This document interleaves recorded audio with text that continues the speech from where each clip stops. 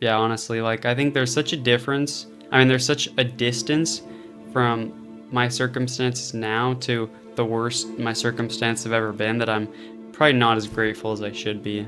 I think probably Mm, the same goes for everyone unless they're like actually in the lowest point they've ever been in their lives. But like, no matter how bad a place you're in, as long as it's better than the best, I mean, as long as it's better than the worst it's ever been for you, you have a reason to be grateful.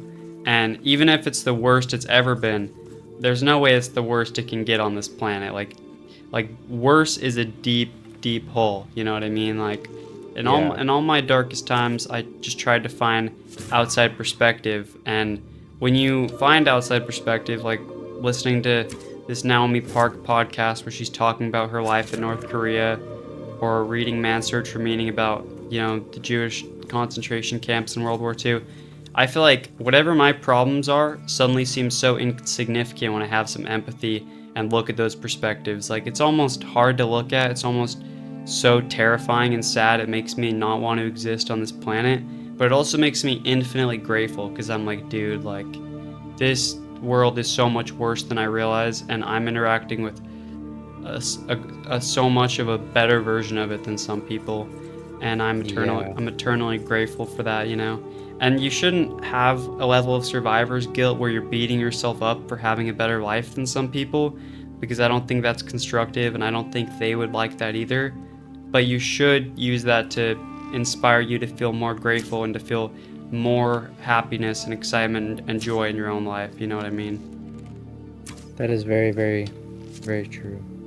Because survivor's guilt can be brutal, and I know all about it. Because you know, like we were talking about earlier, sometimes I can dream and sometimes I can't. Sometimes I have visions for my future and sometimes I don't. But when I in the worst it's been for me recently, I was thinking to myself, who am I to dream like this, bro? I'm surrounded by a bunch of people who don't for themselves, surrounded by a bunch of people who work like they're slaves, and I don't know. It feels, yeah, I feel like survivor's guilt, exactly like you said.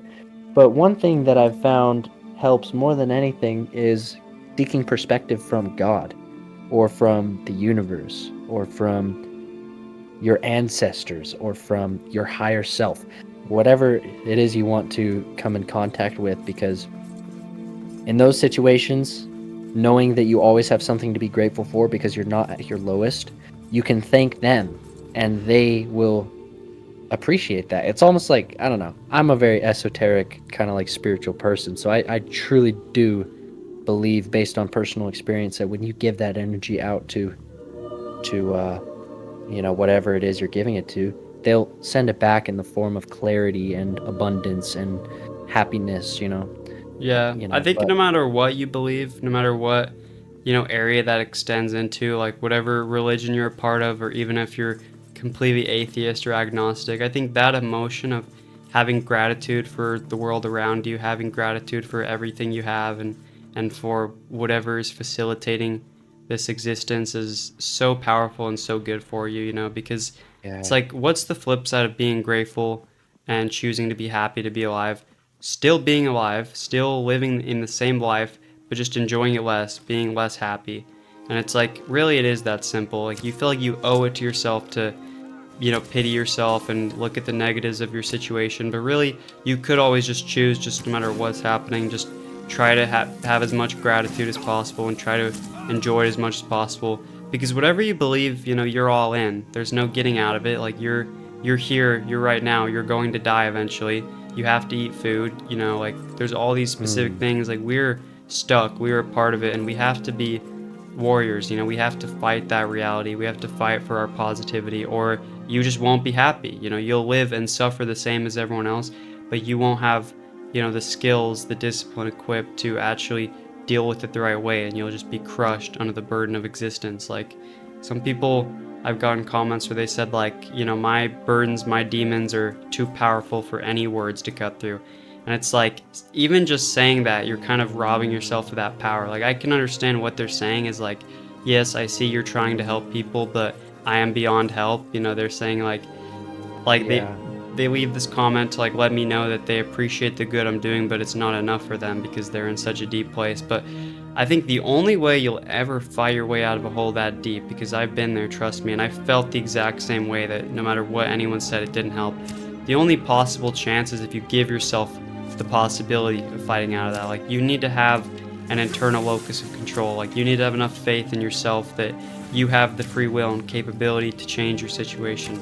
Because if you don't give yourself that, it will not change. Like, I promise, no one is coming to Yeah. save you.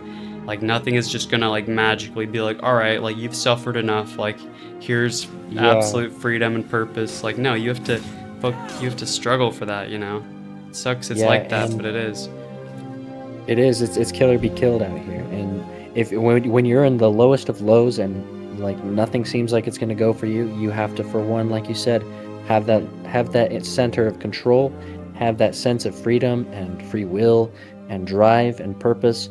But you have to have that sense and feeling of yourself in the middle of being your lowest. Like, it's not like having that sense of yourself is going to pull you out of your lowest. You have to be in your lowest and be confident that you can get out at the same time, which is so hard because that's when you try to pity yourself. You're like, okay, well, I know I can be this great, but right now I'm not. And Yeah, that's where pity comes from. So it yeah, sucks. It's totally. crazy.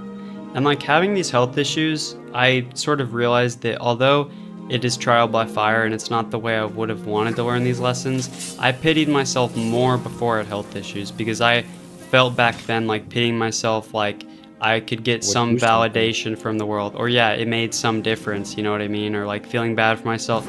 I don't know what I thought, but I had never been Okay. confronted with a harshness of reality bad enough for me to realize that the universe does not care. Like, this world we're a part of does not care. Like, nothing is going to change. Like, I got health issues in for years.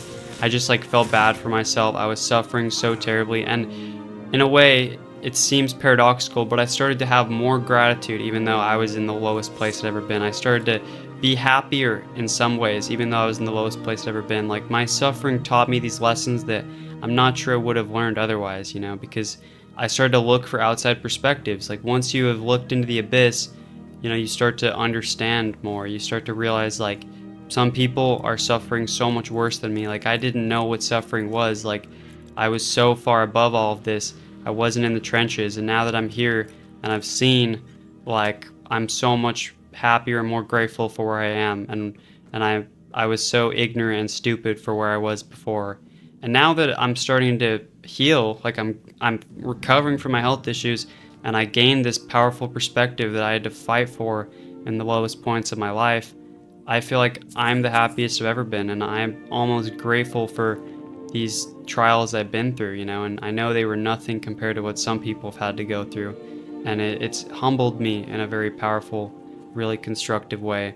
And so I think if someone doesn't necessarily have these catalysts in their life, it might be harder for them to arrive at that place of having a good enough self relationship and, you know, having a good enough humility to be grateful.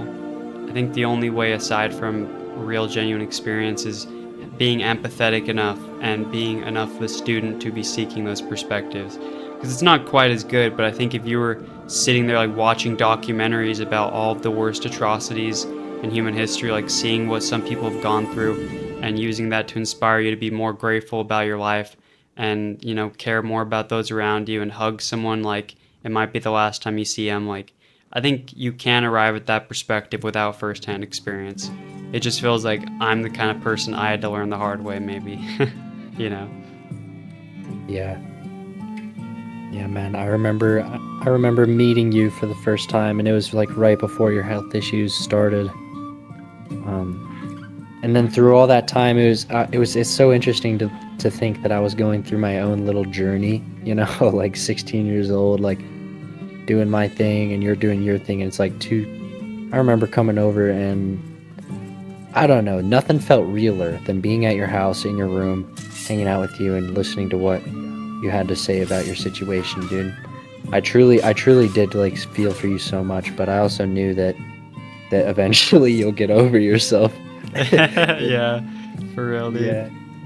But it's like for people who don't have a situation like yours, or a situation that's emotionally straining or mentally straining, that they have to, um, you like I'm talking a big catalyst in their life of any sort. People who don't have this is why they are a perfect example of the necessity for parents. Like, parents need to be giving children little catalysts along the way, because as a baby, I feel like from a baby to an adult, you kind of are constantly going through this evolution of destroying easy happiness and replacing it with harder, more potent, more amazing happiness.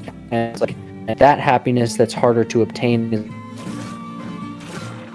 is more meaningful. It will impact the world around you more. But as a baby, you just play with your little jingly thing that you have in your hand, and it makes you happy. And I don't know. I don't even want to bring up like social media and how that's affecting our children's brains, because No, for that's real. something entirely different. Yeah. Yeah, Yeah. it's pretty crazy. I agree. It's like, I think a lot of parents, take kind of a hands-off approach. Like, maybe they don't like push their kids. They kind of just allow their kids, and those children sometimes become like spoiled. I think parents who take a real interest in their children's lives, like maybe they like get them to like learn an instrument when they're younger, go into sports, like be like learning how to play chess, like push like learning foreign languages. If they're really pushing their kids to at a young age be like doing hard, gratifying things, like interacting with the real reality of this world in a way where they're like Yeah. learning discipline and consistency and building their character, I think those children are going to have a much easier time in the world than kids who are coddled. Because I've seen a lot of kids, especially in the area we grew up, where they were very spoiled, and maybe their parents thought they were doing good for their children by sheltering them in a way, but really it did them harm in the long term, because they were so unaware of the world, they were so unaware of themselves, they were just so like personally undeveloped, that it just caused like enormous problems in their Enormous. life. Yeah, Yeah. trinormous. Trinormous. Look at me inventing Ginormous words. and now Yeah. porous. Anyway. I, Yeah, I'm, because I was gonna say and if tremendous, and then I was like enormous. I don't know. Yeah. oh, that makes sense. That makes sense.